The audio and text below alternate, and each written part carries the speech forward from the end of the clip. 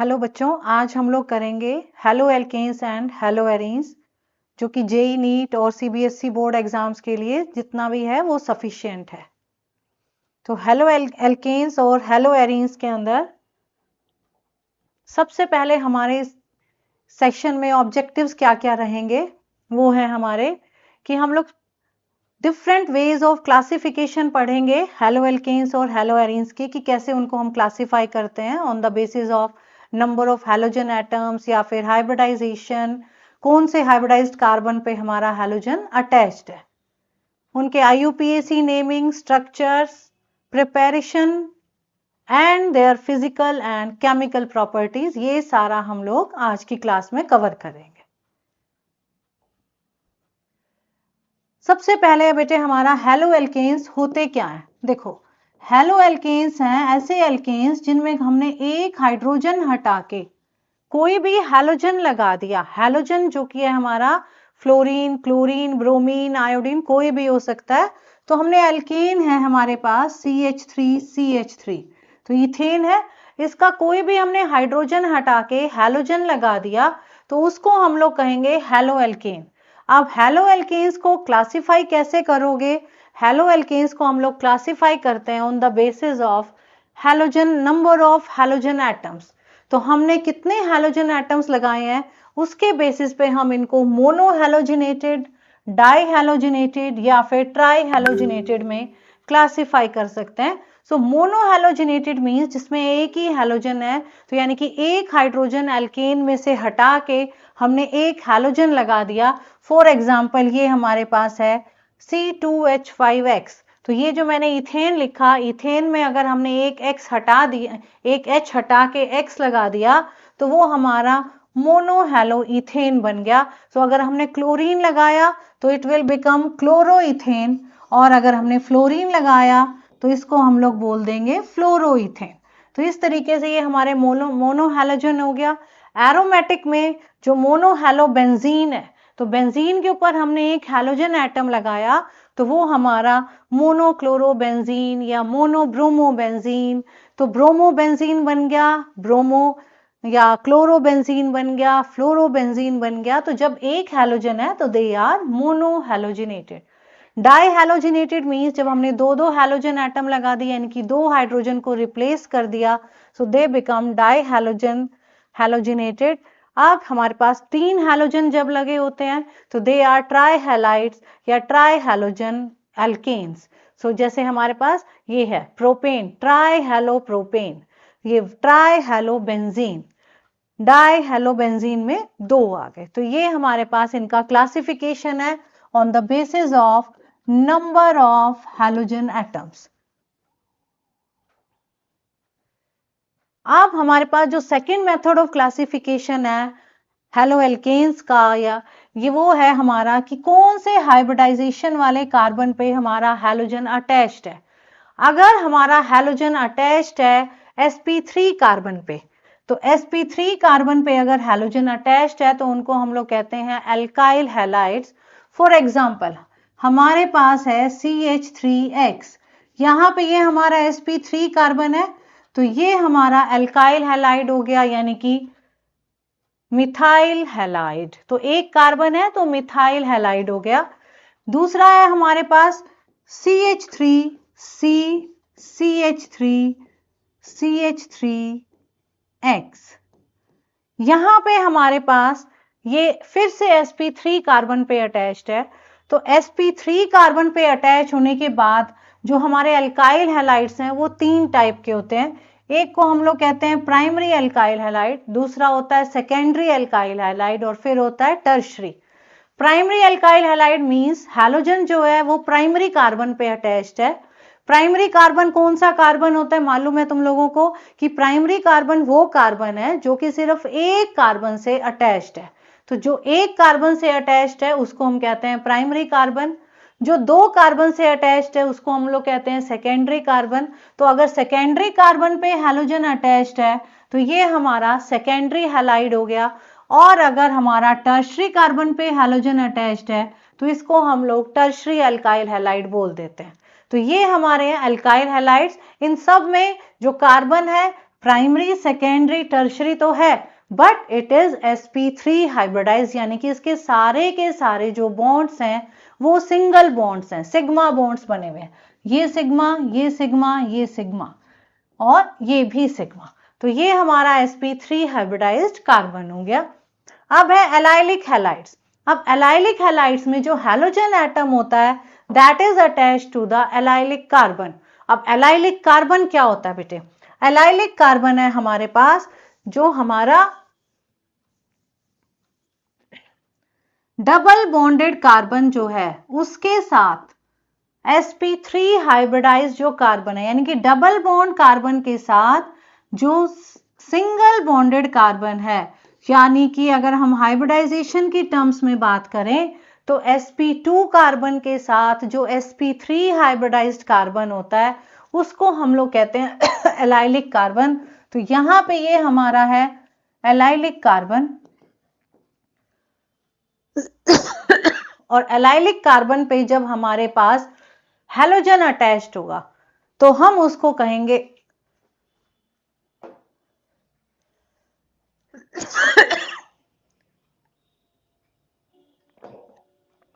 तो allylic carbon पे जब हमारा हैलोजन अटैच्ड है तो हम उसको कहते हैं एलाइलिक हैलाइड। ये जैसे यहां पे हमने लिखा है ये डबल बॉन्डेड कार्बन है, उसके साथ सिंगल बॉन्डेड कार्बन पे जब हैलोजन अटैच्ड है then it is called allylic halide. यहां पे भी हमारे पास ये डबल बॉन्डेड दो कार्बन है यहां पे ये भी एलाइलिक हैलाइड है और ये वाला कार्बन है ये भी एलाइलिक कार्बन है। तो ये भी एलाइलिक कार्बन है और ये भी एलाइलिक कार्बन है। तो किसी पे भी अगर हमारे पास हैलोजन अटैच्ड है तो हम उसको क्या कहते हैं? Allylic halide. अब है बेंजाइलिक हैलाइड्स। सिमिलरली जैसे हमारे पास एलाइलिक हैलाइड था वैसे ही बेंजीन के ऊपर, अब बेंजीन में तो हमारे सारे ही कार्बन sp2 है तो sp2 के साथ जो ये हमारा sp3 हाइब्रिडाइज्ड कार्बन है जब इसके साथ हैलोजन लगा होगा so this is sp3 hybridised carbon, तो this is बेंजाइलिक कार्बन। तो ये हमारे पास बेंजाइलिक कार्बन है। तो बेंजाइलिक हैलाइड ये हो गया। अब अगर हमारे पास यहां आप देखो यहां मैंने कितने हाइड्रोजन लगाए हुए हैं? 2 हाइड्रोजन। अगर इसमें से 2 हाइड्रोजन हटा के मैं एक एल्काइल ग्रुप लगा देती हूँ तो वो हमारा सेकेंडरी बेंजाइल हैलाइड हो जाएगा और अगर ये है तो ये हमारा प्राइमरी बेंजाइल हैलाइड है। तो सेकेंडरी बेंजाइल हैलाइड में हमारे पास यहां से हम एक H कम कर देंगे और अगर हम दोनों कर देते हैं तो ये हमारा टर्शरी बेंजाइल हैलाइड हो जाएगा। अब है हमारे पास विनाइलिक हैलाइड्स। विनाइलिक हैलाइड्स में हमारा जो हैलोजन है वो डबल बॉन्डेड कार्बन पे ही होता है। तो जब डबल बॉन्डेड कार्बन पे हैलोजन लगा हुआ है तो वो हमारे विनाइल हैलाइड हो गए। जैसे हमारा ये स्ट्रक्चर है या फिर हमारे पास ये स्ट्रक्चर है तो ये हमारे दोनों ही विनाइल हैलाइड्स हैं। एराइल हैलाइड, जब डायरेक्ट बेंजीन रिंग पे हैलोजन लगा हुआ है तो हम उसको कहते हैं एराइल हैलाइड्स यानी कि हैलोएरीन्स। तो एरोमेटिक रिंग पे जब हैलोजन डायरेक्टली अटैच्ड होगा तो दे आर हैलोएरीन्स। और उसका ये एग्जांपल इसमें भी हमारे पास क्या है? डायरेक्टली अटैच्ड है और इसमें भी ये हमारे हैलोएरीन्स हो गए। अब हम कुछ इनकी नेमिंग कर लेते हैं, कुछ कंपाउंड्स की नेमिंग करते हैं। इधर देखो ये हमारे पास अब नेमिंग का सबसे पहला रूल जो हमने 11th में भी किया है, हम नेमिंग वहां से स्टार्ट करेंगे जहां से हमारे सब्स्टिट्यूएंट को या फंक्शनल ग्रुप को लोएस्ट पॉसिबल नंबर मिले। अब हमारे पास यहाँ 1 2 3, तो अब फर्स्ट कार्बन पे ब्रोमीन है तो इसका IUPAC नेम हो गया 1 ब्रोमोप्रोपेन। तो ये हमारा 1 ब्रोमोप्रोपेन है और कॉमन नेम हो गया इसका N प्रोपाइल। जो भी स्ट्रेट चेन होती है तो जैसे अगर प्रोपेन होता है तो हम N प्रोपेन लिखते हैं। अब ये N प्रोपाइल ब्रोमाइड इसका कॉमन नेम हो गया। ये हमारे पास है 1 2 3 2 क्लोरोप्रोपेन। ये जो ग्रुप है हमारा ये ग्रुप कहीं भी होगा तो हम इसको लिखेंगे आइसोप्रोपाइल। तो यहाँ पे ये यही ग्रुप है तो इसीलिए हमने इसको क्या बोला? Isopropyl chloride. अब है हमारे पास ये 1 2 3। अब देखो 3 की मेन चेन है, पहला कार्बन पे हमारे पास क्लोरीन लगा है, दूसरे कार्बन पे हमारे पास मिथाइल ग्रुप लगा हुआ है, तो इसको हम लोग बोलेंगे 1 क्लोरो 2 मिथाइल प्रोपेन। या फिर अब देखो ये हमारे पास आइसो ग्रुप है, लेकिन इसमें 4 कार्बन है आइसो के, इसको हम लोग बोलते हैं आइसोब्यूटाइल। तो जैसे ये हमारा आइसोप्रोपाइल ग्रुप होता है, ऐसे ही तुम लोगों को ये ध्यान रखना है कि आइसोब्यूटाइल क्या है। आइसोब्यूटाइल मतलब CH3CHC। अब ये तो 3 कार्बन हो गए, तो ये हमारे पास आइसोप्रोपाइल हो गया, और अब हमने यहां एक CH2 फिर लगा दिया, तो अब ये हमारे पास आइसोब्यूटाइल ग्रुप हो गया। So this is isobutyl. तो ये हमारा आइसोब्यूटाइल ग्रुप है। अब ये हमारे पास इसकी नेमिंग करते हैं, तो 1 2 3। अब 1 पे क्लोरो है और हमारे पास 2 पे 2 मिथाइल ग्रुप्स लगे हुए हैं, तो ये हमारे पास हो गया 1 क्लोरो, फिर 2 2 डाई मिथाइल प्रोपेन। ये जो ग्रुप है ना बेटे, इसमें 5 कार्बन है और इसको हम लोग कहते हैं नियोपेंटाइल। तो कॉमन नेम जो हो जाएगा इसका, it will be neopentyl chloride. तो ये हमारे पास इनकी IUPAC नेमिंग है।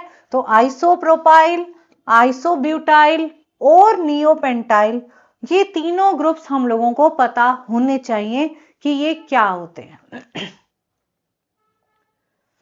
अब है हमारे पास, अब हमने क्या लगाए, 2 हैलोजन लगा दिए। जब सेम कार्बन पे 2 सेम हैलोजन लगे होते हैं तो वो कॉमन नेम में जेमिनल बन जाता है। अब इसका IUPAC नेम तो होगा 1,1 डाई क्लोरोइथेन, लेकिन इसका जो कॉमन नेम रहेगा that will be geminal ethylidene, ethylidene chloride. यहाँ ये विसिनल हो गया। Vicinal means 2 adjacent carbon atoms पे सेम हैलोजन लगा हुआ है, so that is vicinal dihalide. इसको हम लोग बोलेंगे 1 2 di chloroethane. 1 2 di chloroethane IUPAC naming है, लेकिन अगर मैं कॉमन नेम की बात करती हूँ बेटा, तो कॉमन नेम इसका बेटे हो जाएगा विसिनल इथाइलिन डाइक्लोराइड। अब देखो जेमिनल को हमने बोला इथाइलिडीन, है ना, एल्काइलिडीन हैलाइड, और ये हमारे होते हैं एल्काइलिन डाइहैलाइड। तो ये तुमको ध्यान रखना है कि जेमिनल और विसिनल क्या होते हैं। अब यहां देखो बेंजीन में 1 2 3, सो ये हमारा, अगर मैं IUPAC नेम करती हूं बेटा, तो 1 3 डाई ब्रोमो बेंजीन हो जाएगा। लेकिन अगर हम कॉमन नेम की बात करें तो तुमको पता ही है कि जब 1 3 पोजीशन होती है उसको हम लोग मेटा बोलते हैं। So this is Meta die bromo benzene, और ये हमारा हो गया 1, 3, 5। सो 1, 3, 5 ट्राई ब्रोमो बेंजीन, और अगर कॉमन नेम बोले तो this is symmetrical try bromo benzene. अब हम लोग पढ़ेंगे कार्बन हैलोजन बॉन्ड। अब कार्बन हैलोजन बॉन्ड का नेचर कैसा है। अब हम क्योंकि हेलो एल्केन्स पढ़ने जा रहे हैं तो उनकी प्रॉपर्टीज पढ़ेंगे, तो हमें यह भी पता होना चाहिए ना कि कार्बन और हैलोजन का रिलेशन कैसा है। तो अब देखो ये हमारा हैलोजन है। अब हमारा जो हैलोजन है तुमको मालूम ही है इलेक्ट्रोनेगेटिव होता है। इलेक्ट्रोनेगेटिव का मतलब है दूसरों के इलेक्ट्रॉन अपनी तरफ खींच लेगा। जब दूसरों के इलेक्ट्रॉन अपनी तरफ खींचेगा तो इसके ऊपर कैसा चार्ज आ जाएगा, पार्शियल नेगेटिव चार्ज आ जाएगा, और जो हमारा कार्बन है उसके ऊपर पार्शियल पॉजिटिव चार्ज आ जाएगा। तो हमारा जो कार्बन हैलोजन बॉन्ड है वो पोलर होता है नेचर में, क्योंकि पार्शियल पॉजिटिव और पार्शियल नेगेटिव चार्जेस प्रेजेंट है, यानी कि 2 पोल्स बन रहे हैं। 2 पोल बन रहे हैं, इसलिए हमारा कंपाउंड कैसा है, नेचर कैसा है इस बॉन्ड का, ये हमारा पोलर नेचर का है। और जैसे जैसे हमारा हैलोजन का साइज बढ़ता जाएगा, हैलोजन एटम का fluorine, chlorine, bromine and iodine, वैसे वैसे हमारी carbon hydrogen bond CX bond की जो बॉन्ड लेंथ है वो भी क्या होती जाती है बेटे, इंक्रीज होती जाती है। आप देखो ये हमारे पास कुछ प्रैक्टिस क्वेश्चंस हैं कि किसका हमने नॉमेनक्लेचर ठीक दिया है। Among the following which nomenclature is correct for the given compound. ये अभी अभी हमने करा, आइसोप्रोपाइल ग्रुप है ये हमारे पास, इसको इन्होंने सेम इसको सेकेंडरी प्रोपाइल बोल दिया, यहां सेम इसको एन प्रोपाइल क्लोराइड बोला है और नियो प्रोपाइल। तो अब तुम लोग मुझे बताओ कौन सा ठीक है, A and B, B and C, A and C या फिर बी एंड डी, ये कमेंट्स में लिख देना, ठीक है। और फिर देखते हैं कौन सा ठीक है। अब आ जाओ आगे, इसमें से बेंजाइल क्लोराइड कौन सा स्ट्रक्चर है, आइदर ए बी सी और डी, कौन सा बेंजाइल क्लोराइड है। तो बेंजाइल क्लोराइड मींस जब बेंजाइल कार्बन पे हैलोजन है, यहां पे बेंजाइल कार्बन पे कुछ नहीं है, यहां डायरेक्ट बेंजीन रिंग पे लगा हुआ है और ये हमारा बेंजाइल क्लोराइड है, ठीक है। क्योंकि यहां भी sp2 पे है, यहां भी sp2 पे, बेंजाइल में sp2 पे नहीं आएगा, बेंजाइल में sp3 कार्बन, यानी कि बेंजीन के साथ जो sp3 कार्बन लगा हुआ है उसके ऊपर हैलोजन होना चाहिए। तो ये हमारा सी ऑप्शन करेक्ट है। अब हम लोग करते हैं बेटे हेलो एल्केन्स की प्रिपरेशन। तो जो सबसे बेस्ट मेथड है दैट इज फ्रॉम अल्कोहल्स। तो जो अल्कोहल्स हैं जब हम उनकी प्रिपरेशन करते हैं तो हम लोग एक रिएक्शन करते हैं कि अल्कोहल्स को हाइड्रोजन हैलाइड के साथ एनहाइड्रस ZnCl2 की प्रेजेंस में रिएक्ट कराते हैं, तो हमारे पास OH हट जाता है और RX बन जाता है, ठीक है। इसी को अगर हम HCl ले लेते हैं तो इसको हम लोग कह देते हैं ल्यूकास टेस्ट, ठीक है। अब ल्यूकास टेस्ट जो होता है वो हम प्राइमरी, सेकेंडरी और टर्शरी अल्कोहल्स को डिस्टिंग्विश करने में यूज करते हैं, क्योंकि तीनों की जो रिएक्टिविटी है वो डिफरेंट होती है। टर्शरी अल्काइल हैलाइड सबसे फास्ट रिएक्ट करते हैं, तो इसीलिए हमारा ल्यूकास टेस्ट में बहुत जल्दी टर्बिडिटी आती है, यानी कि बहुत जल्दी अल्काइल हैलाइड बन जाता है।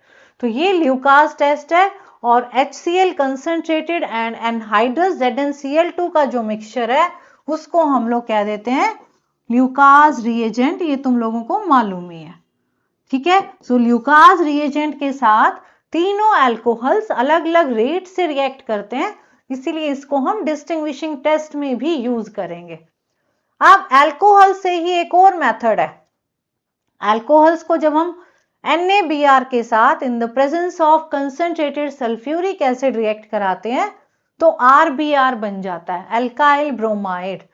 फिर अल्कोहल्स फॉस्फोरस ट्राइहैलाइड्स के साथ अल्काइल हैलाइड बनाते हैं, लेकिन X क्या होता है यहाँ पे, X इज आइदर क्लोरीन और ब्रोमीन। तो PCl3 या PBr3 के साथ जब हमारे अल्कोहल रिएक्ट करते हैं तो भी अल्काइल हैलाइड बन जाता है। अल्कोहल PCl5 के साथ रिएक्ट करके अल्काइल क्लोराइड बनाते हैं। अल्कोहल से हमारे रेड फॉस्फोरस के साथ हैलोजन को जब हम हीट करते हैं तो यहां पे भी हमारा जो X है इट कैन बी आयोडीन और क्लोरीन और ब्रोमीन। तो ये जो है हमारे पास यहां पे भी हमारा हेलो एल्केन बन जाएगा। लेकिन बेस्ट मेथड, ये बेस्ट मेथड है फ्रॉम द अल्कोहल्स। अब बेस्ट क्यों है, क्योंकि बेटे इसमें जो SO2 और HCl दोनों जो साइड प्रोडक्ट बन रहे हैं, जो दोनों बाय प्रोडक्ट बन रहे हैं, दोनों ही बाय प्रोडक्ट हमारे गैसेस हैं। तो गैसेस हैं तो वो जैसे ही प्रोडक्ट बनेगा उड़ जाएंगी और हमारे पास प्योर अल्काइल क्लोराइड आ जाता है। सो थायोनिल क्लोराइड से जब हम अल्काइल क्लोराइड बनाते हैं तो that is the best method for the preparation of alkyl chloride. अब एराइल हैलाइड्स, अब तुम में से कोई पूछेगा कि भाई फिनोल से भी कर सकते हैं। अब अल्कोहल ने जैसे हटा दिया OH को तो ऐसे ही हमारा फिनोल भी हटा देगा, लेकिन फिनोल बेटे OH को ऐसे नहीं कर सकता, यानी कि सब्स्टिट्यूशन नहीं होता। अब इसका कारण क्या है, इधर देखो, ये हमारा बेंजीन है। अब बेंजीन के पास ये इलेक्ट्रॉन पेयर O दे देगा, जिसकी वजह से जो ये हमारा फिनोल है, फिनोल में जो कार्बन ऑक्सीजन बॉन्ड है उसके पास पार्शियल डबल बॉन्ड कैरेक्टर आ जाता है। पार्शियल डबल बॉन्ड कैरेक्टर आने की वजह से ये बॉन्ड थोड़ा स्ट्रॉन्ग हो गया। अब जब बॉन्ड थोड़ा स्ट्रॉन्ग हो गया रेजोनेंस की वजह से, तो ये बॉन्ड टूटेगा नहीं, और इसीलिए फिनोल से हम हेलोएरीन्स इस मेथड से प्रिपेयर नहीं कर सकते। So phenol is not used for the preparation of aryl halides. ठीक है। अब PbR3 और Pi3 जो हमने पीछे लिया था, जब हम उनको रेड फॉस्फोरस के साथ हीट करते हैं तो रेड फॉस्फोरस के साथ वो इन सीटू ही प्रिपेयर होते हैं। अब इन सीटू का मतलब होता है कि जब हम कोई रिएक्शन करवा रहे हैं तो रिएक्शन के अंदर हम ऐसे रिएक्टेंट्स को डालें कि जिनके मिलने से ये प्रोडक्ट, कोई भी प्रोडक्ट मींस रिएक्शन करते करते ही बन जाए, उसको हम लोग कहते हैं इन सीटू। बायो वाले बच्चों को बहुत मालूम है इन सीटू क्या होता है। ठीक है। तो जब भी हम रिएक्शन के अंदर इस तरीके के रिएक्टेंट्स ऐड कर रहे हैं कि भाई जो हमें रिएजेंट चाहिए वो अंदर ही बने, क्योंकि वो बाहर लैब में रखने लायक नहीं है, क्योंकि वो हाईली अनस्टेबल है, तो उसको हम ऐसे ही नहीं रख सकते बॉटल्स में लैब के अंदर। तो इसलिए हम उसको तभी बनाएंगे जब हमको कोई रिएक्शन करना है। तो जब हमें कोई रिएक्शन करना है तो हमने वो सब्सटेंस डाला और वो उसी टाइम बन जाता है, तो उसी को कहते हैं in situ. Thionyl chloride is preferred because these are the gases. अभी मैंने बोला था कि अल्कोहल का जो रिएक्टिविटी ऑर्डर है tertiary, secondary and then primary. तो सबसे ज्यादा टर्शरी अल्कोहल, फिर सेकेंडरी अल्कोहल और फिर हमारा प्राइमरी अल्कोहल। अब दूसरा मेथड है हमारा बेटे hydrocarbons. Hydrocarbon means alkene, CH3 है ना। अब एल्केन्स जो होते हैं, हाइड्रोकार्बन जो है हमारे, उनमें कार्बन जो है एल्केन्स के अंदर sp3 हाइब्रिडाइज्ड है। तो जब भी sp3 हाइब्रिडाइज्ड कार्बन का हाइड्रोजन हमको हटाना है तो हमेशा फ्री रेडिकल हैलोजिनेशन ही होगा। अब फ्री रेडिकल हैलोजिनेशन मींस कि फ्री रेडिकल बनते हैं उसमें। तो फ्री रेडिकल हैलोजिनेशन या तो सनलाइट की प्रेजेंस में होता है या फिर बेटे हीटिंग करने से होता है। तो ये तुमको ध्यान रखना है, हर बार रिएजेंट्स का ध्यान रखना है, कैटालिस्ट का ध्यान रखना है कि वो गलत ना हो पाए। ठीक है। अब तो फ्री रेडिकल हैलोजिनेशन हमेशा सनलाइट या फिर हीट में होगा, और होगा भी कब, जब हमारा कार्बन क्या होगा बेटे, sp3 कार्बन होगा। तो जब भी sp3 कार्बन है तो उसी टाइम हमारे पास फ्री रेडिकल हैलोजिनेशन रहेगा। तो फ्री रेडिकल हैलोजिनेशन सिर्फ sp3 कार्बन में होगा। तो क्लोरीन भी हो सकता है या हम ब्रोमीन भी ले सकते हैं, लेकिन फ्लोरीन और आयोडीन का जनरली नहीं होता। ठीक है। तो अब हमारे पास यहां देखो हमने दो प्रोडक्ट बनाए। तो ये जो हमारा फ्री रेडिकल हैलोजिनेशन है, अगर हमने हैलोजन एक्सेस में ले लिया तो ये रिएक्शन तब तक होती रहती है जब तक वो सारे के सारे हाइड्रोजन को रिप्लेस ना कर दे। लेकिन सेकेंडरी और टर्शरी फ्री रेडिकल ज्यादा इजीली बनता है, इसलिए टर्शरी वाला अगर होगा तो वो ज्यादा अमाउंट में बनेगा, प्राइमरी वाला सेकेंडरी वाला उससे कम और प्राइमरी वाला उससे भी कम, क्योंकि reactivity order tertiary then secondary and then primary होता है। अब हमको बेटे ये बहुत इंपॉर्टेंट क्वेश्चन है। तो अब ये क्या कह रहा है कि मोनोक्लोरो स्ट्रक्चरल आइसोमर्स ड्रॉ करने हैं हमने इसके। तो जब भी तुमको मोनोक्लोरो या मोनोब्रोमो यानी कि मोनो हैलोजन डेरिवेटिव्स बनाने होते हैं, तो हम ये देखते हैं बेटे कि उसमें हाइड्रोजन कौन कौन सा हम रिप्लेस कर रहे हैं। अब मैं ये बना रही हूं स्ट्रक्चर, इधर देखो।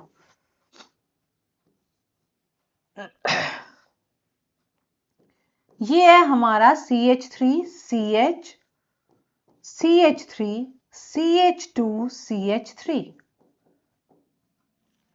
अब इसमें देखो बेटे, यहां हमारे पास ये प्राइमरी कार्बन है, ये हमारा सेकेंडरी कार्बन है, ये हमारा टर्शरी कार्बन है, और फिर ये हमारा प्राइमरी कार्बन है। अब ये दोनों जो प्राइमरी है ना, ये दोनों प्राइमरी एक टाइप के ही हैं, क्योंकि इनका पड़ोसी कौन है, CH है। तो CH है तो CH के इन दोनों का सेम पड़ोसी, तो ये एक टाइप का प्राइमरी कार्बन हो गया। लेकिन इसका पड़ोसी है बेटे ये CH2, तो ये हमारा primary carbon but B type का हो गया, यानी कि दो अलग अलग टाइप के प्राइमरी कार्बन हो गए। ये हमारा सेकेंडरी कार्बन है और ये हमारा टर्शरी कार्बन है। तो जब हमारा प्राइमरी A में से कोई हाइड्रोजन सब्स्टिट्यूट होगा, रिप्लेस होगा, तो चाहे इसमें से चला जाए और चाहे यहां से चला जाए, एक ही कंपाउंड बनेगा। तो चाहे मैं यहां से H हटा देती हूं बेटा और चाहे मैं यहां से H हटा देती हूं, तो प्रोडक्ट सेम रहेगा। तो इसको हम ऐसे लिख सकते हैं।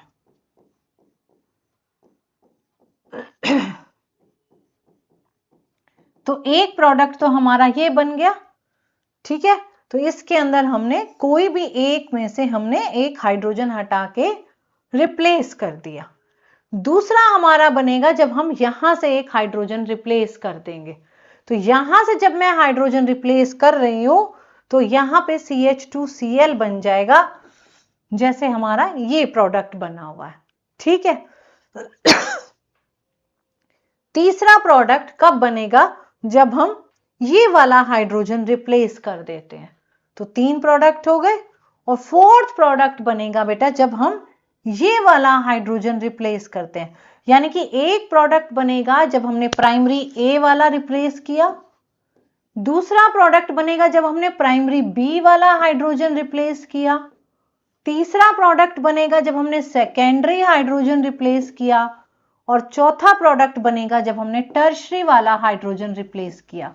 तो तुम लोगों को बस जब भी ऐसा कुछ प्रोडक्ट बनाना हो तो ये ध्यान रखना है कि भाई हम कौन सा हाइड्रोजन हटा रहे हैं, वहां कितने टाइप के कार्बन है। जितने टाइप के कार्बन होंगे उतने ही टाइप के हाइड्रोजन होंगे, और जो जो हाइड्रोजन हमारा रिप्लेस होता जाएगा वही हमारा मोनो डेरिवेटिव प्रोडक्ट बन जाएगा। अब है हमारे पास इलेक्ट्रोफिलिक सब्स्टिट्यूशन। अब हमने अगर sp2 कार्बन पे हैलोजन लगाना है, यानी कि हैलोएरीन्स को प्रिपेयर करना है, तो हम क्या करते हैं बेटे, अब हैलोएरीन्स में तो ये सारे कार्बन हमारे sp2 हैं। अब sp2 पे लगाना है तो सनलाइट होगी नहीं, क्योंकि सनलाइट सिर्फ sp3 कार्बन में काम करती है। तो sp3 कार्बन है तो उसी का हाइड्रोजन हटा के सनलाइट की प्रेजेंस में हैलोजन लगता है। अब यहां पे हमारे पास sp2 कार्बन है, तो हमने क्या लिया, डार्क और आयरन, या चाहे तो हम नॉर्मल आयरन ले लेते हैं, चाहे हम आयरन 2 ले लेते हैं एज अ कैटलिस्ट। तो डार्क की प्रेजेंस में, वो लाइट की प्रेजेंस में थी, ये डार्क की प्रेजेंस में है, तो डार्क की प्रेजेंस में हमारे पास ऑर्थो और पैरा 2 प्रोडक्ट्स मिलते हैं, ऑर्थोक्लोरोटोलुइन या ऑर्थोब्रोमोटोलुइन एंड पैरा ब्रोमो या पैरा हेलोटोलुइन, ठीक है। तो पैरा क्लोरोटोलुइन भी मिल सकता है और ऑर्थो दोनों मिलते हैं, जिसमें से हमारा मेजर प्रोडक्ट पैरा रहता है और माइनर प्रोडक्ट हमारा ऑर्थो रहता है। और ये मिक्सचर मिल रहा है, लेकिन हम इसको इजीली सेपरेट कर सकते हैं, क्योंकि इनका जो मेल्टिंग पॉइंट है उसमें काफी डिफरेंस रहता है। So these two can be easily separated due to the large difference in their melting point. Fluorination हम ऐसे नहीं कर सकते, क्योंकि फ्लोरीनेशन हाईली रिएक्टिव है। फ्लोरीन इज हाईली रिएक्टिव और वो रिएक्शन एक्सोथर्मिक, हाईली एक्सोथर्मिक हो जाती है। और आयोडीनेशन, आयोडीनेशन के लिए हमें कोई ना कोई ऑक्सीडाइजिंग एजेंट जैसे HNO3 या HiO3 लेना पड़ता है, क्योंकि अदरवाइज वो रिएक्शन रिवर्सिबल है। अब जब हम HiO3 या HNO3 ले लेंगे तो वो क्या करता है, वो HI को ऑक्सीडाइज कर देगा, और जो हमारी रिएक्शन है वो रिवर्सिबल नहीं होगी। तो रिवर्सिबिलिटी की वजह से आयोडीनेशन में हमेशा चाहे HNO3 लोगे चाहे HiO3 ऑक्सीडाइजिंग एजेंट लेंगे, फ्लोरीनेशन हम ऐसे करेंगे नहीं। और क्लोरीनेशन और ब्रोमिनेशन के लिए आयरन या iron 2 catalyst in the presence of dark ले लेते हैं। समझ आ रहा है? अब इसको बहुत ध्यान से, अब ये सैंडमेयर रिएक्शन, ये रिएक्शन पहले चैप्टर से पीछे पड़ेगी और अमाइंस तक आएगी, ठीक है। सैंडमेयर रिएक्शन में क्या होता है बेटे, ये हमारा एनिलीन है। सो एनिलीन को जब हम NaNO2 और HCl, ये X है, X ले सकते हैं, क्लोरीन ब्रोमीन भी, लेकिन जनरली हम HCl कर देते हैं। तो जब भी हम NaNO2 में HX ऐड करते हैं तो होनो बनता है, नाइट्रस एसिड। सो ये होनो की रिएक्शन है। तो ये 0 to 5 डिग्री सेल्सियस हमने टेम्परेचर ले लिया। होनो मीन्स नाइट्रस एसिड। तो होनो is also prepared in C2। In C2 means भाई डायरेक्ट लैब में नहीं रखा मिलेगा हमको होनो। हमको क्या करना है, NaNO2 लेना है, फिर उसमें हाइड्रोजन क्लोरीन यानी कि हाइड्रोक्लोरिक एसिड मिक्स कर देना है, और जब हम उनको मिक्स करेंगे तो हमारे पास होनो यानी कि नाइट्रस एसिड बनेगा। लेकिन हमने वो रिएक्शन करनी कब है, 0 to 5 डिग्री सेल्सियस पे। जब हम 0 to 5 डिग्री सेल्सियस पे करते हैं तो हमारे पास एक ऐसा कंपाउंड बन जाता है जिसको तुम लोग जानते ही हो, बेंजीन डाइअजोनियम क्लोराइड या बेंजीन डाइअजोनियम हैलाइड। अगर हमने ब्रोमीन ले लिया तो ब्रोमाइड। अब ये जो फर्स्ट स्टेप होता है, यानी कि जब हम एनिलीन से बेंजीन डाइअजोनियम हैलाइड बना रहे हैं, है ना, होनो के साथ रिएक्ट करके, तो ये जो रिएक्शन है इसको हम लोग क्या कहते हैं बेटे, डाइएजोटाइजेशन। तो ये जो फर्स्ट स्टेप है, दिस इज कॉल्ड डाइएजोटाइजेशन। तो फर्स्ट स्टेप में बेंजीन डाइअजोनियम हैलाइड बनेगा और वो स्टेप है हमारा डाइएजोटाइजेशन। और डाइएजोटाइजेशन के बाद हम इसको क्यूपरस हैलाइड के साथ रिएक्ट कराएंगे और हमारे पास एराइल हैलाइड बन जाएगा। तो हम यहाँ पे जो X है, it can be either chlorine और ब्रोमीन। अब अगर हमको आयोडीन लगाना है तो आयोडीन कैसे लगाओगे, इसी बेंजीन डाइअजोनियम हैलाइड को पोटेशियम आयोडाइड के साथ सिंपली वार्म कर देते हैं तो हमारे पास आयोडोबेंजीन बन जाता है और हमारी नाइट्रोजन इवॉल्व हो जाती है और KX बनता है। तो आयोडोबेंजीन के लिए हम सिंपली क्या करेंगे, Ki के साथ वार्म कर देंगे। क्लोरोबेंजीन या ब्रोमोबेंजीन के लिए हम लोग क्यूपरस हैलाइड लेंगे, Cu2Cl2 भी ले सकते हो और Cu2Br2 भी ले सकते हो। अब एल्कीन्स, एल्कीन्स से हम कैसे प्रिपेयर करते हैं बेटा, अब एल्कीन्स से जब प्रिपेयर करना है तो हम लोग एक मार्कोव-निकोव एडिशन पढ़ते थे, है ना। मार्कोव-निकोव एडिशन क्या होता है कि भाई जब हम हाइड्रोजन हैलाइड ऐड कर रहे हैं तो हमारा नेगेटिव पार्ट उस कार्बन के पास जाएगा डबल बॉन्ड वाले जिसके पास कम हाइड्रोजन है, और पॉजिटिव पार्ट वो जाएगा किसके पास, जिसके पास ज्यादा हाइड्रोजन है। तो जब भी हम एल्कीन से बनाएंगे, फॉर एग्जाम्पल हमने ले लिया, ये ले लिया, ठीक है। अब इसमें हम अगर HCl ऐड कर रहे हैं तो ये डबल बॉन्ड वाले 2 कार्बन है, इस कार्बन के पास देखो बेटे कितने हाइड्रोजन लगे हुए हैं, इसके पास हमारे 2 हाइड्रोजन है, ठीक है, और इसके पास हमारा एक ही हाइड्रोजन है। अब ये हो गया हमारा हाइड्रोजन हैलाइड HCl, तो Cl इसमें नेगेटिव पार्ट हो गया और ये हमारा हो गया पॉजिटिव पार्ट। तो नेगेटिव पार्ट अभी अभी मैंने बोला कि किसके पास जाएगा, जिसके पास कम हाइड्रोजन है, और इसको हम लोग कहते हैं मार्कोव-निकोव एडिशन। सो मार्कोव-निकोव एडिशन के अकॉर्डिंग जब हम HCl डालेंगे तो ये हमारा प्रोडक्ट, मेजर प्रोडक्ट ये बनेगा। तो यानी कि नेगेटिव पार्ट Cl उसके पास गया जिस कार्बन के पास, डबल बॉन्ड वाले कार्बन के पास कम हाइड्रोजन थे, और पॉजिटिव पार्ट यानी कि हाइड्रोजन उसके पास चला गया जिसके पास ज्यादा हाइड्रोजन थे। तो ये हमारा हो गया मार्कोव-निकोव एडिशन, ठीक है। सो मार्कोव-निकोव एडिशन विदाउट पेरोक्साइड होता है, और मार्कोव-निकोव एडिशन HBr के लिए भी लगेगा अगर हमने पेरोक्साइड नहीं लिया, HCl के लिए भी लगेगा। लेकिन एक और एंटी मार्कोव-निकोव एडिशन भी होता है, वो कब आता है बेटे? जब हम पेरोक्साइड ले लेते हैं।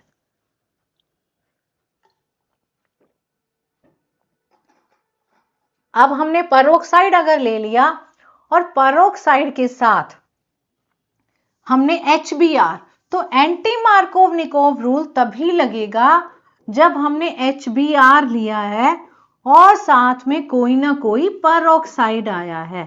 अब जो पेरोक्साइड है ना बेटे, पेरोक्साइड हमारा बेंजोइल पेरोक्साइड भी हो सकता है और हाइड्रोजन पेरोक्साइड भी हो सकता है। तो हमने चाहे पेरोक्साइड बेंजोइल लिया, चाहे हमने हाइड्रोजन पेरोक्साइड ले लिया, तो जब हम इसका रिएक्शन कराएंगे तो हमारे पास उल्टा, यानी कि कम हाइड्रोजन वाले के पास हाइड्रोजन जाएगा और नेगेटिव पार्ट उसके पास जाएगा जिसके पास कम हाइड्रोजन है, और इसको हम लोग कहते हैं एंटी मार्कोव-निकोव एडिशन। ठीक है, सो वो था M में, ये है AM, यानी कि वो था मार्कोव-निकोव एडिशन और ये है हमारा एंटी मार्कोव-निकोव एडिशन। ठीक है,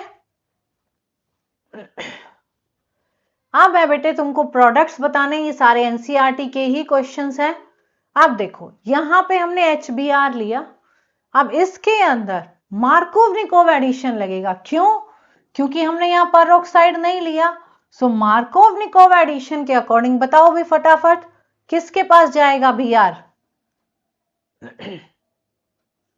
Br जाएगा इस कार्बन के पास, क्योंकि इसके पास कम हाइड्रोजन है और इसके पास ज्यादा हाइड्रोजन, तो यहाँ H चला जाएगा, यहाँ Br चला जाएगा। अब यहां भी हमारे पास पेरोक्साइड नहीं है, यहां भी मार्कोव-निकोव एडिशन होगा, तो यहां हमारा Cl लग जाएगा और यहां हमारा H लग जाएगा। ठीक है, और अब ये है हमारे पास, यहां पेरोक्साइड हमने ले लिया, तो अब डबल बॉन्ड वाले ये दो कार्बन हो गए हमारे, लेकिन क्योंकि पेरोक्साइड है तो Br कहां लगा? जिसके पास ज्यादा हाइड्रोजन थे, और दूसरे वाले के पास हमने H लगा दिया। समझ आ गया? तो ये हमारे पास मार्कोव-निकोव एडिशन एंड एंटी मार्कोव-निकोव एडिशन है। सो मार्कोव-निकोव में जिसके पास कम हाइड्रोजन उसके पास नेगेटिव पार्ट जाता है, और एंटी मार्कोव-निकोव में उल्टा हो जाएगा। अब है बेटे हमारे पास कि हैलोजन जब हम ऐड करते हैं, सो हैलोजन हम कैसे ऐड कर देते हैं? कोई भी हमारे एल्कीन्स हैं, ये एक रिएक्शन होता है हमारा जिसको हम लोग कहते हैं test for unsaturation. So test for unsaturation कब होता है? जब तुमको टेस्ट करना है कि भाई एल्कीन है या एल्केन है। मैंने तुमको दो टेस्ट ट्यूब्स दे दी, दोनों में मैंने एक एक लिक्विड दे दिया। अब तुमको बताना है कि भी बताओ, एक में मैंने तुमको इथीन दी है और एक में मैंने प्रोपेन दिया है। अब ये तुमने बताना है कि किसमें इथीन है और किसमें प्रोपेन है। तो हम लोग क्या करेंगे? हम लोग बेटे उसमें ब्रोमीन वाटर ऐड करते हैं। तो जो ब्रोमीन वाटर होता है उसका रेडिश ब्राउन कलर होता है। तो जब हमने एल्कीन में रेडिश ब्राउन कलर का ब्रोमीन वाटर ऐड कर दिया तो वो कलरलेस में चेंज हो जाता है। जब वो कलरलेस में चेंज हो गया तो इसका मतलब हमारे पास एल्कीन टेस्ट ट्यूब थी। और जो प्रोपेन वाली टेस्ट ट्यूब मैंने दी है तुमको, उसमें तुम रेडिश ब्राउन ब्रोमीन वाटर डालोगे in the presence of CCl4, तो उसमें कलर चेंज नहीं होगा। तो क्योंकि जिसमें एल्कीन थी उसमें कलर चेंज हो गया जब हमने उसमें ब्रोमीन डाला in the presence of CCl4। तो इसीलिए इस रिएक्शन को हम लोग क्या कहते हैं? Test for unsaturation. की हम दो कंपाउंड्स में, तीन कंपाउंड्स में डिस्टिंग्विश कर सकते हैं कि कौन से वाला हमारा अनसैचुरेटेड कंपाउंड है। फिर है हमारे पास बेटे हैलोजन एक्सचेंज रिएक्शन, जिनको हम लोग नेम रिएक्शंस में पढ़ते हैं ना। तो एक हमारी होती है फिंकलस्टीन रिएक्शन। फिंकलस्टीन रिएक्शन में हम एल्काइल हैलाइड और X जो है यहाँ पे या तो क्लोरीन होगा या ब्रोमीन, यानी कि एल्काइल क्लोराइड या फिर एल्काइल ब्रोमाइड को जब हम सोडियम आयोडाइड के साथ रिएक्ट कराते हैं in the presence of dry acetone, तो हमारे पास आयोडाइड बनता है। ठीक है, और इस रिएक्शन को हम लोग कहते हैं फिंकलस्टीन रिएक्शन। अब देखो F है ना फिंकल, तो फ्लोरीन नहीं बनेगा। कई बार बच्चे कंफ्यूज हो जाते हैं कि भी फिंकलस्टीन में आयोडो बन रहा था कि फ्लोरो बन रहा था। तो F है तो F नहीं बन रहा, बस ऐसे ध्यान रखना है कि फिंकलस्टीन का मतलब F, तो F नहीं बनेगा हमारा उसमें। तो इसीलिए क्या बना, क्योंकि क्लोरीन और ब्रोमीन को तो हम एक्सचेंज ही करा रहे हैं, तो बच गया क्या हमारे पास, या तो आयोडीन बचा या फ्लोरीन बचा। अब क्योंकि नाम उसका फिंकलस्टीन है तो इसका मतलब F भी नहीं बन रहा, तो आयोडो बनता है। अब ये रिएक्शन बेसिकली हमारी रिवर्सिबल हो सकती है, बट ये फॉरवर्ड डायरेक्शन में जाती है, क्योंकि हमने यहाँ पे क्या लिया बेटे, ड्राई एसीटोन। तो जब हम एल्काइल हैलाइड को सोडियम आयोडाइड के साथ in the presence of dry acetone treat करते हैं तो हमारे पास एल्काइल आयोडाइड्स बनते हैं। ड्राई एसीटोन का रोल क्या है, ड्राई एसीटोन के अंदर ये जो NaX, NaCl या NaBr जो बनेगा वो प्रेसिपिटेट बन जाते हैं। तो जब प्रेसिपिटेट बन गए, सॉलिड फॉर्म हो गई, तो रिएक्शन रिवर्सिबल खत्म हो गया। तो इसीलिए रिएक्शन हमारी फॉरवर्ड डायरेक्शन में आती है, क्योंकि रिवर्सिबल रिएक्शन की कंडीशन होती है ना कि ना तो कोई गैस निकलनी चाहिए और ना ही कोई सॉलिड। लेकिन जब हमने NaX लिया और ड्राई एसीटोन लिया तो ये प्रेसिपिटेट बन जाते हैं। तो इसीलिए हमारा रिएक्शन जो है वो फॉरवर्ड डायरेक्शन में चला जाता है। तो ये तुमको ध्यान रखना है कि फिंकलस्टीन में आयोडीन लगेगा। अब है हमारा स्वार्ट्ज रिएक्शन। स्वार्ट्ज रिएक्शन में भी हम क्लोरीन या ब्रोमीन यानी कि CH3Cl या फिर CH3Br लेंगे, और किसी भी जो हैवी मेटल होता है उसका फ्लोराइड के साथ जब हम रिएक्शन कराते हैं तो वो हमारा क्लोरीन या ब्रोमीन हटके फ्लोरीन लग जाता है।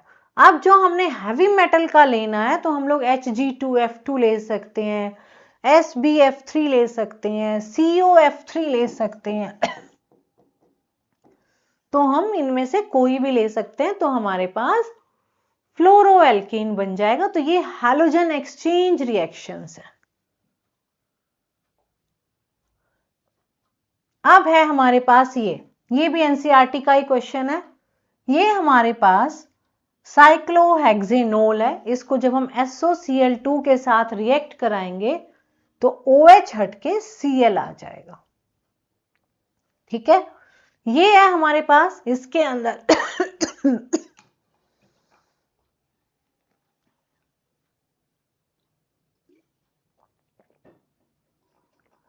ये हमारे पास ब्रोमीन, हीट और सनलाइट। अब तुमको अभी मैंने बताया था कि जब भी हम सनलाइट लेंगे या फिर हीट लेंगे तो हमेशा sp3 कार्बन का हाइड्रोजन रिप्लेस होता है। अब देखो ये भी sp3 है, ये भी sp3 है। दूसरा ये फ्री रेडिकल हैलोजिनेशन है। अब यहां से अगर H हटेगा तो प्राइमरी फ्री रेडिकल बनेगा, और यहां से H जा रहा है तो सेकेंडरी फ्री रेडिकल। तो सेकेंडरी वाला ज्यादा स्टेबल है, इसीलिए मेजर प्रोडक्ट ये बनता है। ठीक है, तो फ्री रेडिकल्स में भी तुमको ध्यान देना है। अब इसमें आ जाओ, ये बेंजीन के साथ OH, ये तो हटेगा नहीं क्योंकि भी डबल बॉन्ड बन जाता है, तो ये वाला हट जाएगा और यहां Cl आ गया। अब HI के साथ देखो यहां कौन सा एडिशन आएगा, आंसर लिखो इसमें, मार्कोव निकोव एडिशन है ना। तो नेगेटिव पार्ट I कहां जाएगा, नेगेटिव पार्ट I किसके पास जाएगा, जिस कार्बन के पास कम हाइड्रोजन है। तो अब इस कार्बन को देखो, इसके पास हाइड्रोजन ही नहीं है तो I यहीं चला गया। ठीक है, अब इसमें तो सिंपल हैलोजन एक्सचेंज है, Br हट के I लग जाएगा, और इसके अंदर आप फिर से सनलाइट और हीट है, तो यहां तो जाना नहीं है। अब या तो यहां चला जाएगा या फिर यहां चला जाएगा, तो यहां हमने दोनों में से किसी में भी एक पे लगा दिया। अब देखो बेटे physical properties of halo alkanes. Physical properties में जो भी हमारे लोअर मेंबर्स होते हैं यानी कि जिनके पास number of carbon atoms come है, तुम लोगों को पता ही है कि जिनके पास number of carbon atoms come रहते हैं उनके अंदर क्या होता है बेटे, फोर्सेस ऑफ अट्रैक्शन कम है। जब फोर्सेस ऑफ अट्रैक्शन कम है तो वो गैसेस होंगे। So lower members are gases, higher members या तो लिक्विड्स होते हैं या फिर वैक्सी सॉलिड्स होते हैं। सो दे आर आइदर लिक्विड्स और वैक्सी सॉलिड्स। अभी अभी हमने पढ़ा था कि कार्बन हैलोजन बॉन्ड का नेचर कैसा है, इसके ऊपर पार्शियल नेगेटिव चार्ज और इसके ऊपर पार्शियल पॉजिटिव चार्ज, तो पोलर है। पोलर होने के बाद भी जो हमारे हेलो एल्केन्स हैं they are not soluble in water. So they are not soluble in water instead of being polar in nature. So why they are not soluble in water, ये question पूछा जाता है। वही पानी में सॉल्युबल होने के लिए उसके साथ हाइड्रोजन बॉन्ड बनाने पड़ेंगे और हमारे जो हेलो एल्केन्स हैं वो पानी के साथ हाइड्रोजन बॉन्ड्स नहीं बना पाते, क्योंकि हाइड्रोजन बॉन्ड तो तभी बनेगा ना बेटे जब पानी वाले हाइड्रोजन बॉन्ड्स को वो तोड़ेंगे। पानी के अंदर जो हाइड्रोजन बॉन्ड्स हैं वो ज्यादा स्ट्रॉन्ग है और इनके साथ जब वाटर बनाता है बॉन्डिंग तो वो उतनी स्ट्रॉन्ग नहीं बनती है। तो इसीलिए जो हमारे हेलो एल्केन्स हैं they are not soluble in water. अब अगर हम इनका कंपैरिजन करें बॉइलिंग पॉइंट का, तो इनका जो बॉइलिंग पॉइंट है वो एल्केन्स से ज्यादा होता है, क्योंकि इनका मोलर मास ज्यादा है, मोलिकुलर वेट ज्यादा है। जितना ज्यादा वेट उतना बॉइलिंग पॉइंट ज्यादा हो जाएगा। तो इसीलिए हमारे जो हेलो एल्केन्स हैं they have higher boiling points then the alkanes of comparable molecular masses या सेम नंबर ऑफ जिनमें कार्बन एटम्स है। एक प्रोपेन है एक क्लोरोप्रोपेन, तो क्लोरोप्रोपेन का बॉइलिंग पॉइंट ज्यादा है, प्रोपेन का कम है। ठीक है। अब एक एल्काइल ग्रुप हमने सेम रखा, कैसे? हमने लिया CH3Cl, CH3Br, CH3I।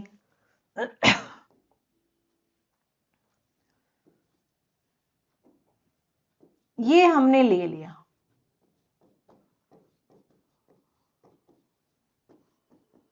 अब हमने नेगेटिव यानी कि हैलोजन चेंज करते गए बेटे। तो जैसे जैसे हैलोजन का साइज बड़ा होता जाएगा वैसे वैसे मोलिकुलर वेट बढ़ता जाएगा और जैसे जैसे मोलिकुलर वेट बढ़ता जाएगा फोर्सेस ऑफ अट्रैक्शन बढ़ते जाएंगे और वैसे वैसे हमारा बॉइलिंग पॉइंट भी क्या हो जाएगा, इंक्रीज हो जाएगा। तो सबसे ज्यादा बॉइलिंग पॉइंट आयोडो का है, फिर ब्रोमो का है, फिर क्लोरो का है, फिर फ्लोरो का है। अब अगर बात करें हम बॉइलिंग पॉइंट्स की, मैंने ले लिया बेटा ब्रोमोब्यूटेन, है ना। अब ब्रोमोब्यूटेन के आइसोमर्स की अगर मैं बात कर रही हूं तो एक तो हो गया हमारा ये एन ब्रोमोब्यूटेन यानी कि एन ब्यूटाइल ब्रोमाइड हो गया। एक इसका आइसोमर अगर हम बनाते हैं तो ये बन जाएगा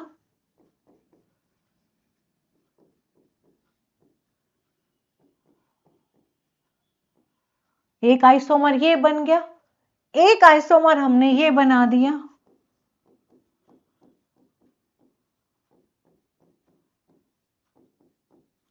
ठीक है। तो जैसे जैसे आइसोमरिक जो हमारे हेलो एल्केन्स हैं उनमें जैसे जैसे ब्रांचिंग बढ़ती जाएगी वैसे वैसे बॉइलिंग पॉइंट कम होता जाएगा। तो सबसे ज्यादा बॉइलिंग पॉइंट इसका है 1 का, फिर 2 का है और उसके बाद हमारा 3 का है। तो with increase in branching the boiling points in case of isomeric halo alkanes they decrease. तो जैसे जैसे ब्रांचिंग बढ़ेगी वैसे वैसे बॉइलिंग पॉइंट कम हो जाएगा। तो यानी कि यहां पे 1, 2 और 3। अब ये बॉइलिंग पॉइंट क्यों डिक्रीज हो रहा है? देखो बेटे, जैसे जैसे ब्रांचिंग बढ़ी है वैसे वैसे एरिया ऑफ कांटेक्ट कम हो गया। मॉलिक्यूल जो है हमारा वो स्फेरिकल हो गया। अब जब मॉलिक्यूल हमारा स्फेरिकल शेप में आ गया तो उसके अंदर फोर्सेस ऑफ अट्रैक्शन भी कम हो गए, क्योंकि सरफेस एरिया कम हो गया। क्योंकि for a given volume a sphere has minimum surface area. तो जब सरफेस एरिया कम हो गया तो हमारे वैंडरवॉल्स फोर्सेस ऑफ अट्रैक्शन भी कम हो गए। और जब वैंडरवॉल्स फोर्सेस ऑफ अट्रैक्शन कम हो गए हैं तो हमारा बॉइलिंग पॉइंट भी कम हो जाएगा। तो ये तो था फिर बेटे आइसोमेरिक हेलोएल्केन्स के लिए। अब हम लोग बात करते हैं आइसोमेरिक डाईहेलोबेंजीन के लिए। तो जो हमारे आइसोमेरिक डाईहेलोबेंजीन है उनका बॉइलिंग पॉइंट तो ऑलमोस्ट सेम रहता है, लेकिन पैरा वाले का जो मेल्टिंग पॉइंट है वो मैक्सिमम होता है, क्योंकि पैरा वाला जो है सिमेट्रिकल है। सिमेट्रिकल है तो वो क्रिस्टल लैटिस में अच्छे से फिट हो जाएगा। जब क्रिस्टल लैटिस में अच्छे से फिट हो गया तो हमें बहुत सारी एनर्जी देनी है। जब हमें बहुत सारी एनर्जी देनी है तो इसलिए उसका मेल्टिंग पॉइंट भी क्या होगा, ज्यादा हो जाएगा। तो ये बहुत इंपॉर्टेंट क्वेश्चंस हैं, ये तुमको आने ही चाहिए। ठीक है, अब अरेंज करो डेंसिटी के केस में और boiling point RF, RCl, RBr and RI। तो RI का बॉइलिंग पॉइंट भी सबसे ज्यादा और RI की डेंसिटी भी सबसे ज्यादा, क्योंकि मास ज्यादा तो डेंसिटी ज्यादा, मास ज्यादा तो बॉइलिंग पॉइंट भी ज्यादा, क्योंकि बॉइलिंग पॉइंट भी जितने वैंडरवॉल्स फोर्सेस ऑफ अट्रैक्शन ज्यादा होंगे उतना ज्यादा बॉइलिंग पॉइंट होगा। अब ये देखो बेटे, इनको हमने अरेंज करना है in the increasing order of their boiling points. तो यहां पे हम वही मास देखेंगे। इधर देखो, ब्रोमोमीथेन, ब्रोमोमीथेन का फॉर्मूला CH3Br, ब्रोमोफोम का फॉर्मूला क्लोरोफोम पता है ना, CHCl3 होता है। तो ऐसे ही ब्रोमोफोम क्या हो जाएगा, CHBr3। अब मैंने नीचे जानबूझ के लिख दिया है ना। फिर है हमारे पास क्लोरोमीथेन। ठीक है, तो क्लोरोमीथेन इससे भी ऊपर लिख देती हूं। फिर आया हमारा डाइब्रोमोमीथेन। तो मैंने क्या किया बेटे, इनको मास के अकॉर्डिंग लिख दिया। जिसका मास सबसे ज्यादा उसका बॉइलिंग पॉइंट भी सबसे ज्यादा। फिर इसका मास ये ऐसे। तो तुमने मास देखना है, जितने नंबर ऑफ हैलोजन एटम ज्यादा और हैवी वाला उतना उसका बॉइलिंग पॉइंट भी ज्यादा हो जाएगा। अब है हमारे पास 1 chloropropane, isopropyl chloride and 1 chlorobutane. तो 1 क्लोरोब्यूटेन का सबसे ज्यादा, फिर हमारा 1 क्लोरोप्रोपेन और सबसे कम होगा आइसोप्रोपाइल क्लोराइड, क्योंकि आइसोप्रोपाइल क्लोराइड का जो स्ट्रक्चर रहेगा थोड़ा सा स्फेरिकल हो जाएगा, है ना। ब्रांचिंग हो गई तो ब्रांचिंग होते ही बॉइलिंग पॉइंट क्या हो गया, कम। ये दोनों स्ट्रेट चेन है तो स्ट्रेट चेन का बॉइलिंग पॉइंट हमेशा ज्यादा। और जो भी ब्रांचिंग हो गई है ना, जो भी जलेबी सी बन गई उसका बॉइलिंग पॉइंट कम हो जाएगा। अब तक जो हमने पढ़ा उसमें हमको क्या क्या गलतियां नहीं करनी है। सबसे पहले तो IUPAC नेमिंग करते टाइम ध्यान देना है कि भाई हैलोजन एटम को मिनिमम नंबर मिलना चाहिए अगर डबल बॉन्ड नहीं है तो, है ना। दूसरा कि बेस्ट प्रिपरेशन मेथड कौन सा है। कई बच्चे क्या करते हैं, फिनोल के साथ भी HX लगा के रिएक्शन कर देंगे, तो हमको HX नहीं लगाना, वहां ध्यान रखना है। ठीक है, अब है हमारे पास कि बॉइलिंग पॉइंट एंड सॉल्युबिलिटी कैसे वेरी करती है। तो बॉइलिंग पॉइंट और सॉल्युबिलिटी, है ना। तो बॉइलिंग पॉइंट जैसे जैसे हैलोजन बड़ा होगा बॉइलिंग पॉइंट चेंज होता जाएगा, बढ़ता जाएगा। तो ये हमको सारी चीजें ध्यान रखनी है कि कैटालिस्ट ध्यान रखना है, कैटालिस्ट जरूर लिखना है, और हमको कंडीशंस जो भी हैं रिएक्शंस की वो भी लिखनी है। अब हम लोग करते हैं बेटे केमिकल प्रॉपर्टीज। केमिकल प्रॉपर्टीज में आज हम लोग SN1 और SN2 ये दोनों करेंगे तो हमारा आधा चैप्टर खत्म हो जाएगा, ठीक है। और उसके बाद तुम लोग फटाफट आधे घंटे में इसको रिवाइज करोगे तो हो जाएगा, क्योंकि चैप्टर मुश्किल नहीं है और ये इजी ही है। तो हम 10 मिनट और पढ़ के फिर तुम, अब देखो जो हमारे न्यूक्लियोफिलिक सब्स्टिट्यूशन रिएक्शंस है ना, दो टाइप की होती हैं बेटे। एक होती है SN1 और एक होती है SN2। SN1 होती है हमारी यूनिमोलिक्यूलर न्यूक्लियोफिलिक सब्स्टिट्यूशन रिएक्शंस, ठीक है। और ये होती है हमारी बाइमोलिक्यूलर न्यूक्लियोफिलिक सब्स्टिट्यूशन रिएक्शन। अब यूनिमोलिक्यूलर का मतलब है कि हमारा जो वो रिएक्शन का रेट है वो एक ही मॉलिक्यूल, एक ही रिएक्टेंट की कंसेंट्रेशन के डायरेक्टली प्रोपोर्शनल है। अब पहले तो न्यूक्लियोफाइल क्या होता है? न्यूक्लियोफाइल का मतलब है जिसके पास नेगेटिव चार्ज हो, ठीक है, यानी कि एक लोन पेयर ऑफ इलेक्ट्रॉन्स है या फिर नेगेटिव चार्ज है, वो हमारा न्यूक्लियोफाइल हो गया। तो अब हमारे जो हैलोजन एल्काइल हैलाइड्स हैं तो वो ये है हमारा कार्बन हैलोजन। अब ये X हट के उसकी जगह न्यूक्लियोफाइल आ जाएगा। तो अब न्यूक्लियोफाइल आएगा तो ये हमारा प्रोडक्ट बन गया। तो जितना अच्छा लिविंग ग्रुप होगा, यानी कि X जितना बड़ा उतनी जल्दी फास्ट रिएक्शन होगा। अब आयोडीन जो है सबसे बड़ा, iodide ion is the best leaving group, तो इसलिए आयोडाइड की रिएक्शन फास्ट होती है एज कंपेयर टू RBr।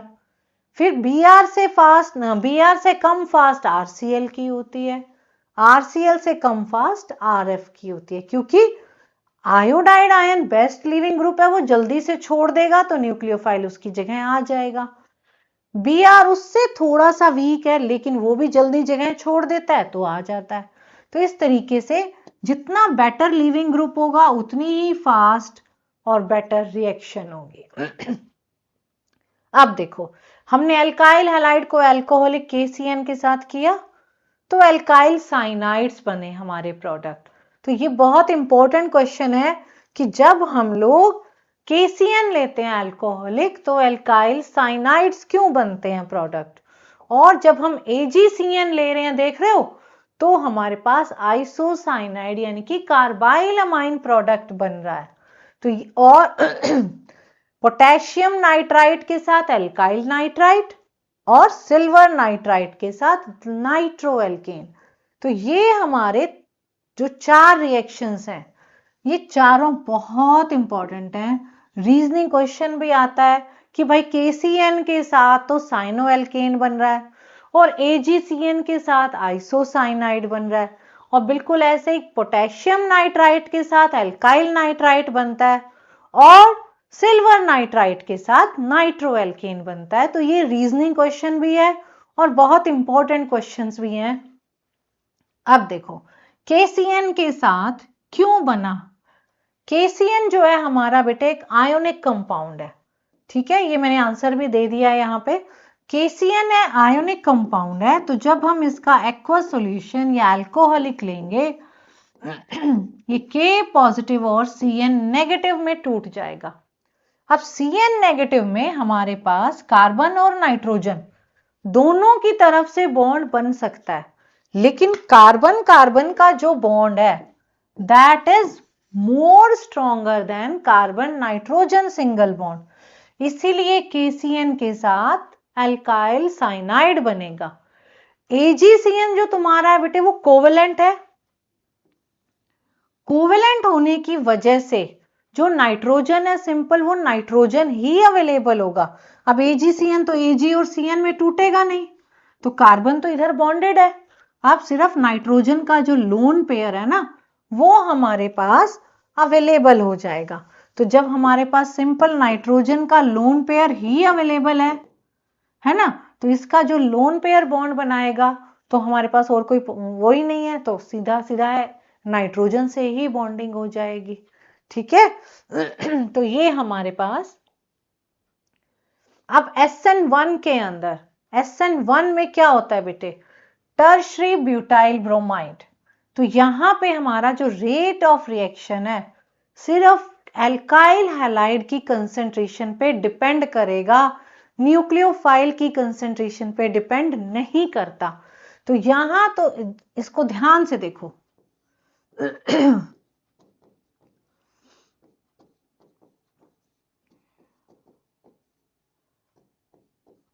अब मैंने ये न्यूक्लियोफाइल भेजा है ना। अब जो हमारी SN1 मैकेनिज्म है उसमें पहले स्टेप में ये नहीं आता। जो हमारा स्लो स्टेप है उसके अंदर पहले ये हैलोजन इसको छोड़ के भाग जाएगा। जब हैलोजन छोड़ के भाग जाएगा तो ये बेचारा पॉजिटिव चार्ज आ गया इस पे। अब जब वो भाग ही गया तो क्या होगा, ये हमारा कार्बोकैटायन बन गया। तो अब ये टर्शरी कार्बोकैटायन बना। तो जितना स्टेबल कार्बोकैटायन उतनी बढ़िया SN1 रिएक्शन। अब तुम लोगों को मालूम ही है कि जो टर्शरी कार्बोकैटायन है वो ज्यादा स्टेबल होता है। तो टर्शरी कार्बोकैटायन ज्यादा स्टेबल है as compare to secondary, as compare to primary, है ना। तो ये हमारा ऑर्डर हो गया। तो टर्शरी कार्बोकैटायन क्योंकि जल्दी बन रहा है, ज्यादा स्टेबल है, तो हमारी ये टर्शरी हैलाइड्स बहुत फास्ट रिएक्शन करेंगे। अब जो ये कार्बोकैटायन बन गया ये प्लेनर हो गया, यानी कि अब इसके अंदर जो भी तुम्हारा न्यूक्लियोफाइल है वो यहां से भी अटैक कर सकता है, क्योंकि अब इसको कोई फर्क नहीं पड़ रहा, इधर से भी अटैक कर सकता है और इधर से भी अटैक कर सकता है। तो न्यूक्लियोफाइल आजाद है, दोनों तरफ से वो अटैक करेगा। तो इसीलिए जब भी हम SN1 करते हैं तो यहां पे क्या होता है, हमारे पास दोनों प्रोडक्ट्स बनते हैं। अगर इधर से अटैक कर गया तो यहां से, तो यानी कि इसके अंदर हमारे पास रेसिमाइजेशन होने के चांसेस रहते हैं। रेसिमाइजेशन मीन्स कि डेक्स्ट्रोरोटेटरी और लीवो रोटेटरी इक्वल अमाउंट में एनेंशियोमर्स बन जाएंगे। तो ये है हमारी SN1।